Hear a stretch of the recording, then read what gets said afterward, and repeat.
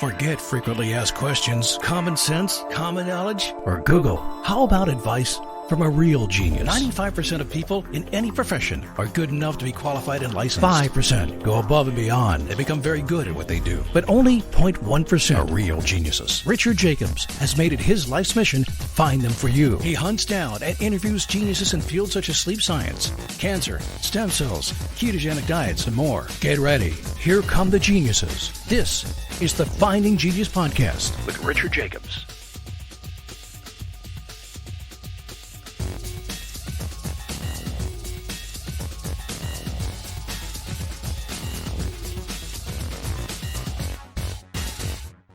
Hello, this is Richard Jacobs with the Finding Genius Podcast, formerly Future Tech Podcast. I have Dr. Eric Zielinski, Dr. Z. He's a doctor of chiropractic, a public health researcher, specializes in aromatherapy and biblical health. I'm not sure what that means, but we'll get into it. He's the author of an international best-selling book, The Healing Power of Essential Oils, the Essential Oils Diet. He's also executive producer of the Hope for Breast Cancer documentary, and a creator of the Essential Oils for Abundant Living Masterclass. Him and his wife have a website called naturallivingfamily.com.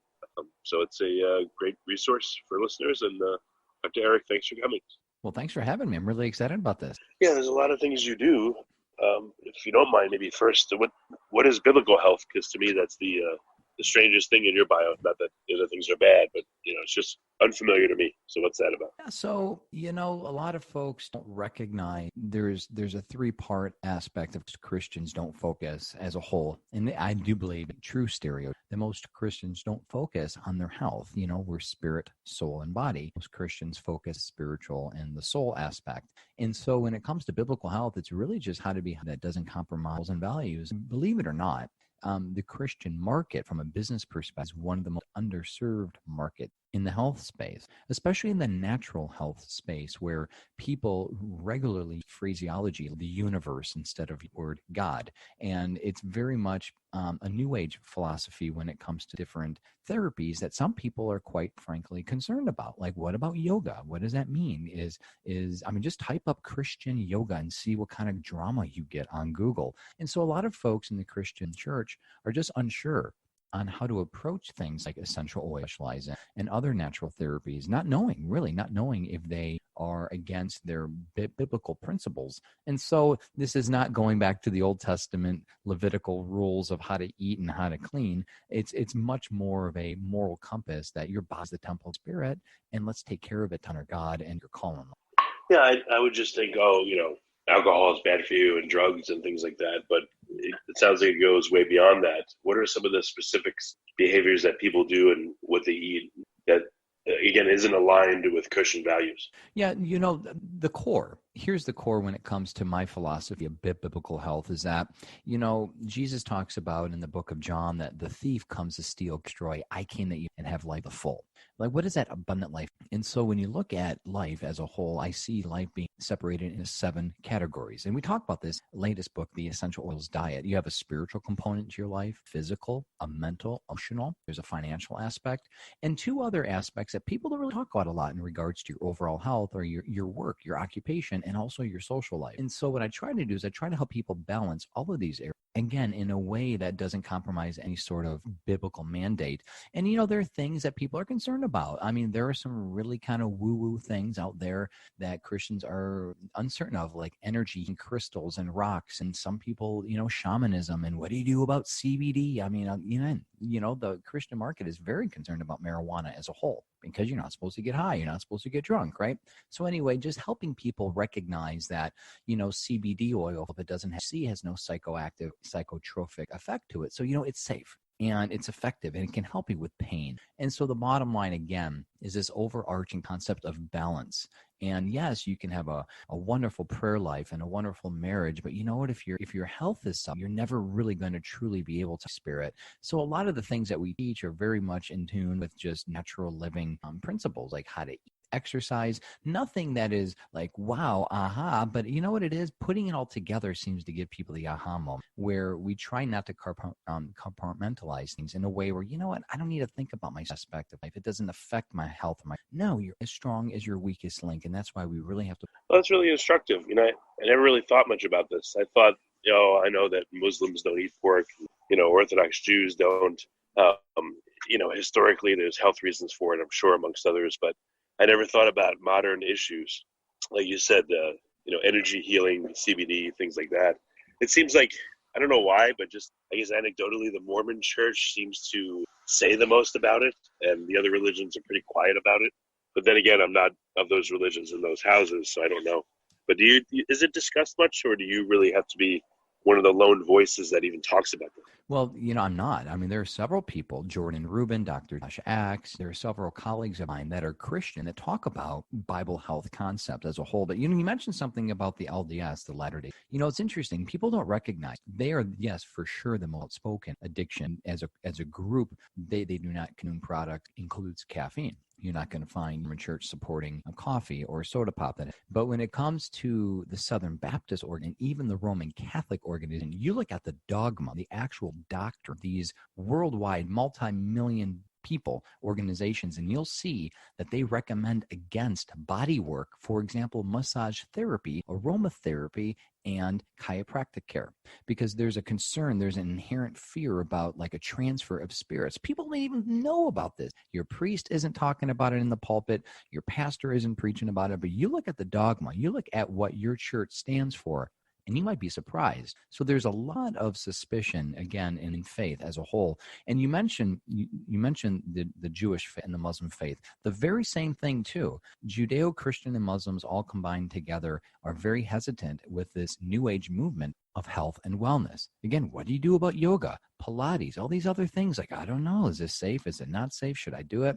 But here's the thing, though, and this is the double standard. I don't see a lot of folks, Mormons or Jews or Christian or Muslim, concerned about opioid, concerned about chemotherapy, concerned about highly addictive, potentially damage-causing pharmaceutical drug. And so I'm trying to put things into perspective with like, okay, why are you so concerned about a plant, a weed? Why are you so concerned about an essential oil where you're going to take a pharmaceutical? And so it's really, again, people have this aha moment once they start reading our books and learning what we're trying to teach them is God wants you to be healthy. I mean, there's no way in the world you could fulfill your call, your mission. If you believe you are on this earth to do something good and to make a difference, you can't if you're sick. You can't if you're laid up in bed. You can't if you can't think properly. Like, we have to battle against depression and brain fog and cognitive disorders. Like Alzheimer's and dementia is pretty much going to happen to everyone now because of the rate of the rise unless you do something about it.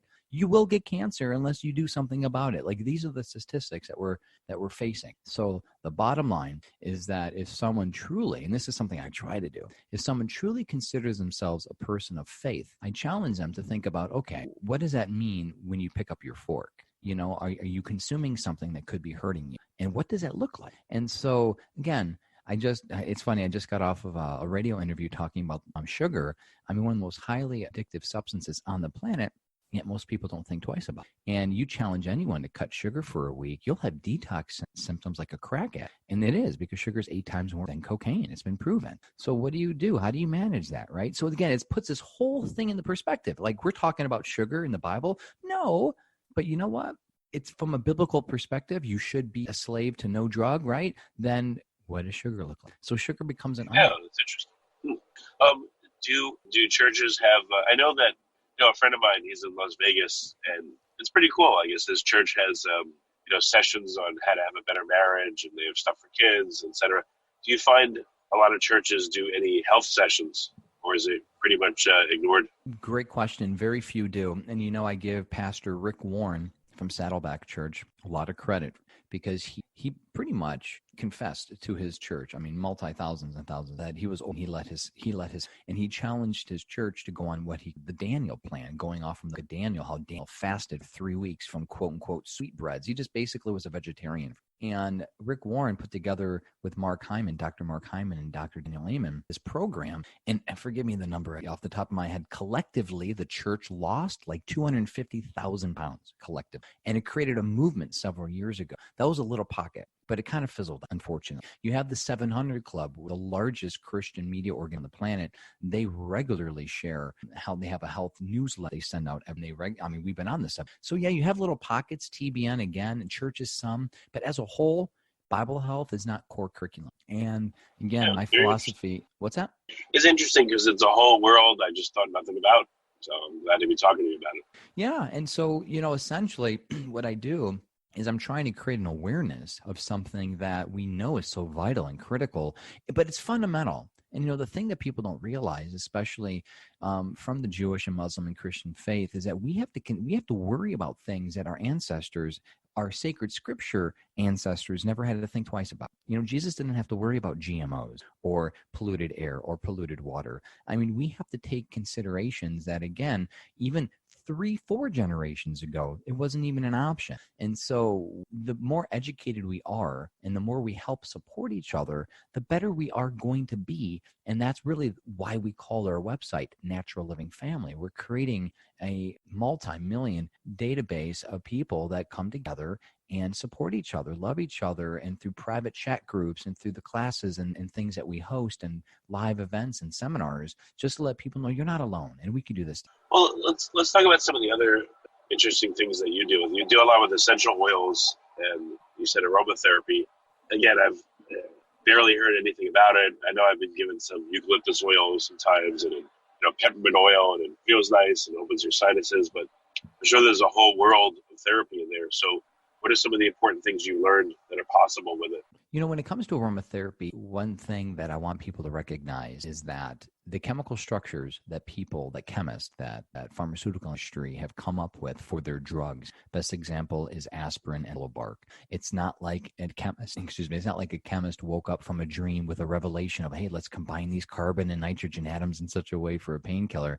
No, they took the methyl salicylate structure directly from willow, and you could get that from the essential oil, and then they manufacture it in a synthetic version. They put a shiny white pill on it, and boom, there we go. You see the same thing with chemotherapy drugs. You see them based off of the chemical compounds that we see in plants. Those chemical compounds are the essential oil. Essential oils are plant-based, concentrated. It's not hocus pocus. So I always feel like I have to be an apologist of aromatherapy at first, because people are like, well, what's a little drop going to do for me? Well, back in World War I and World War II, combat medicine, the medics used to use tea tree, oregano, lavender, essential oils to help prevent gangrene and infection on the front lines. This was before the advent of the antibiotic. I mean, essential oils are medicine. And so what we have today is we have this resurgence, primarily because of the popularity of network marketing. And I got to give the networking credit, the company's credit, because they have created a grassroots movement. Now there are tens of millions of people that use essential oils on a regular basis because of doTERRA and Young Living and other companies. And so kudos to them. I mean, big deal. Kudos to them for creating awareness. And so what we try to do is balance that, because a lot of these people that sell these essential oils, they're not trained in aroma and they don't understand proper dosage. And essential oils, if you're using them for therapeutic purposes, need to be treated like a drug. You need to know what to do, what not to do. And so folks are going to Pinterest and Facebook for their medical advice, putting 15, 20 drops of whatever oil in a gel capsule, trying to cure an intestinal bout of bacterial overgrowth or something. And it's like, no. Hold on a second. There's actually science that validates this. And that was really the basis for my first book, The Healing Power of Essential Oils. And since then, it's been published in 10 different languages, 100,000 copies. And it's all about the evidence-based usage. So the sky's the limit, but there is a preponderance of evidence showing the therapeutic efficacy of everything from using essential oils to help improve mood, decrease depression, anxiety, decrease pain, help boost libido, help your work-life balance, and just a number of things like improving sleep, boosting energy, you name it. There's a lot of things you could do. And when it comes to root cause resolution for a number of diseases, everyone now in our little health is talking about inflammation. Well, there are several essential oils that are inherently anti-inflammatory, and that could help with root cause resolution. I'm not saying, though, that using eucalyptus is going to help, take away your lupus, but, autoimmune conditions we know are triggered by inflammation. And we have found, and we'll see continually, that people who regularly use essential oils specifically and therapeutically can reduce and take and ease that inflammatory burden. And we find that people with symptoms related to autoimmunity, they just go away. And so anyway, Okay. Yeah, it's powerful. But, Again, the sky's the limit. You know what's weird is, you're talking about World War I, so I started thinking of chlorine gas. So I realize, I have these biases too. Like I would never say, and no one would say, oh, inhaling fluorine gas is good for you. Obviously, it's horrible. But then again, I would say, oh, just inhale a little bit of this eucalyptus oil. It's not going to help me. It's total quackery. But it makes no sense to think those two things, the contrast of the two. Or if I go into a freshly painted room or a new car, I know I'm inhaling all kinds of garbage that is going to make me sick. So I accept that. But then why does it seem to me like quackery that eucalyptus oil or lavender or whatever would be able to medically help me? It's just kind of funny. I realized I have that bias. I'm sure a lot of people do. You can't see it. You can't feel it. You can't touch it. And for all intents and purposes, you can't taste it and smell it. And so people don't recognize the power of the olfactory system. I mean, we're talking an immediate effect in your brain. And the olfactory system directly connects to the limbic system of your brain. That's your primal brain, your emotions, your mood, your memory. That's why when someone walks down, let's say, I'm thinking myself walking downstairs while my wife's cooking Thanksgiving dinner and I smell a wonderful turkey, it literally brings me back to being a young child at grandma's house with fond memory. But also it could trigger something negative. What if someone had a negative traumatic experience, let's say abuse or trauma or an injury, a strong aroma in the, so that can also trigger PTSD. People don't even recognize, especially folks who have been traumatized. There's a lot of work that aromatherapists and emotional recall therapists are doing, helping people retrace suppressed memories and abuse and trauma, and smell just triggers it. Like even today, if I walk across or run by a woman who has a certain perfume, it may think of my first girlfriend. And the only time I think first girlfriend, no offense, Becky, is when I'm either doing an interview, teaching a class, or I smell this perfume. But I'm 18 years old. It brings me right back to 22 years ago when I'm 18 years old, head over heels over this girl with this. She always wore this perfume. But if I smell this perfume today, 22 years later, boom. The olfactory system is so powerful. It's why cocaine addicts snort cocaine. It's the quickest way of getting a high, quicker than injecting heroin. So if you want to impact your brain chemistry, you smell some. On the flip end, synthetic chemicals are extremely harmful. I mean, the World Health Organization has gone on record to substantiate that synthetic fragrances, the stuff that are in your wallflowers and plugins and your aerosols and your candles, linked to Alzheimer's, dementia, allergy, cancer, and so many other diseases. Our body has not been, and this is where biblical health comes into play. And thanks for talking about Bible health, because it sets context to this. Our bodies have not been designed by God. If you believe in creation and design, our bodies have not been designed by God to interact with synthetic chemicals. Our bodies have been designed by God to interact with plant-based chemicals, because we're all from the same carbon structure. And the thing about essential oils is if you ingest them, or if you apply them topically or inhale them, the research has shown that your body completely metabolizes them within 2 hours. Complete metabolic breakdown. You will never see that within drugs. Your body can never truly, fully metabolize drugs. That's why there's biochemical buildup. People who are taking drugs on a regular basis. So again, this is real simple when you think in terms of how our bodies were designed and how we should interact with nature. And it's wild, and the possibilities are. Yeah, it makes sense. What are a few aromatherapy, things you can do? Obviously it's better to read your book, but for someone that is interested in this, curious about it, what are a few like really powerful interventions and what causes them in aromatherapy? A couple examples. Yeah, my recommendation first for people to start off, they're like, well, I don't know what, here's everyone can do that. First of all, I hope I've made the case. And in fact, I need to stress that we all need to throw away all synthetic fragrance. Everyone, one by one by one. They're killing you. I promise you, they're hurting you. And maybe that's why you're a little agitated. Maybe that's why you've been insomnia. Maybe it's why your gut doesn't feel good after you eat certain foods. I'm telling you, the perfumes, the body care, the lotions and the potions, one by one by one. So the first thing I encourage people to do is completely throw away your aerosols. Any kind of Glade plug-in, Bath and Body Works stuff, trash. Throw it away. Buy an ultrasonic water diffuser on Amazon. Costs $15-20. Some really good liquor, super cheap. They're not expensive. And what you do is you get some essential oils, and I'll give you some recommendations on what and how and when. But you use essential oils and you put a few drops in, and then you can create an atmosphere in your home. So let's say mood is something that you want to improve. Your natural melancholy, depression, a lot will do. Well, every citrus oil, which includes lemon, bergamot, neroli, grapefruit, orange, they all have antidepressive qualities proven by research to boost mood. like natural serotonin and dopamine. So if you want to boost mood naturally, then you could put a couple drops of citrus oil in and just enjoy the aroma. Just go along your day. It's something that my wife and I like to do with our children. We create a body oil and just 5 to 6 drops of like an orange oil in a tablespoon or an ounce of coconut oil. You got yourself a body oil. It's wonderful. Super easy to do, cost effective. And we send our kids out and we know that they're on as joyful, and we call it joyful. They're on a joyful track. And our teachers, our kids' teachers and their friends make comments about how good they smell and how, they seem to be happy. And by design, because we've given them the tools that they need. Let's say you need help sleeping. A lot of people at night really struggle with settling the wayward thoughts. The mind's racing. Again, maybe some anxiety or stress or financial problem or marriage problem. We'll put a couple drops of lavender, maybe some vetiver or Roman chamomile right next to your bed on your nightstand, and see what that does. Literally helping you calm down. It's like a switch being flipped on or flipped off, and you'll find that your body will get immediately in the parasympathetic rest and digest mode. And that's wonderful, because I'm not recommending lavender for the first thing in the morning, because I don't want you to be relaxed and parasympathetic. I'd rather you be more up and energetic and ready to take on the day, right?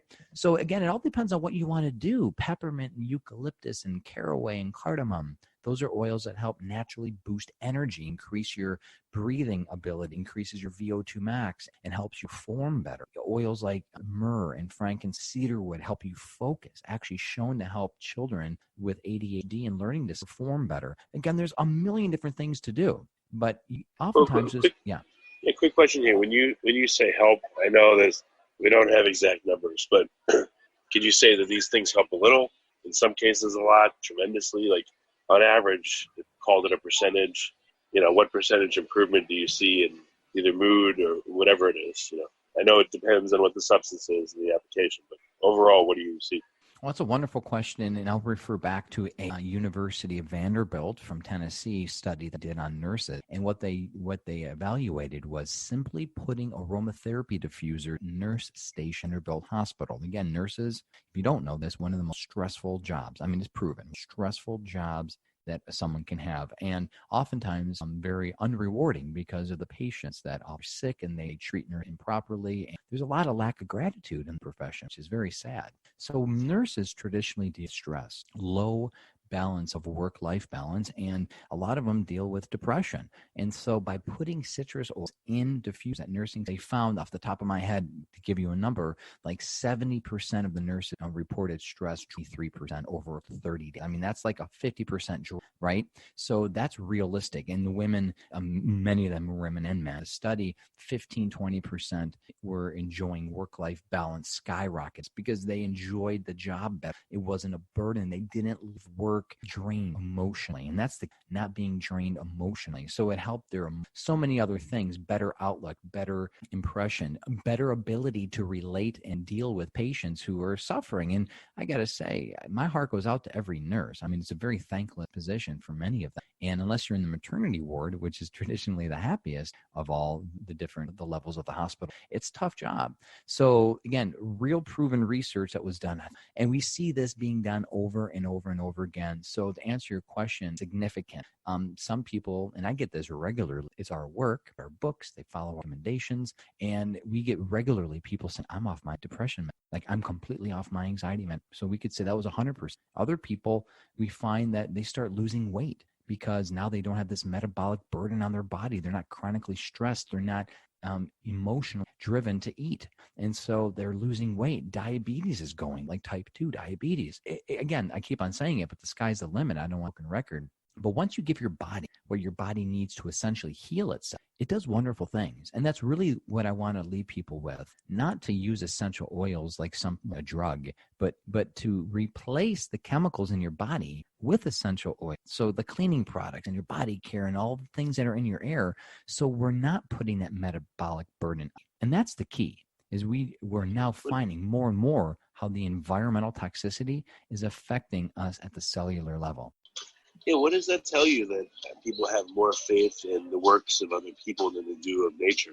I believe there's an awakening. I believe that going back again to World War I, World War II, in the mid-40s, the antibiotic came up as the solution, the cure-all, and it changed the paradigm. Around that same time, Dial soap, it was an antibacterial soap that had a chemical which is a precursor to what we know now as triclosan, which has been a registered pesticide that's in all these antibiotic properties or antibacterial soaps and products. You see this super hypersensitive, clean environment, and you see this, hey, we have a drug for the mentality. And we've been living this way solid for 70 years. And we now have noticed that it's not helping. And people all across the globe are recognizing that this approach to healthcare isn't working. More and more people are going to nature.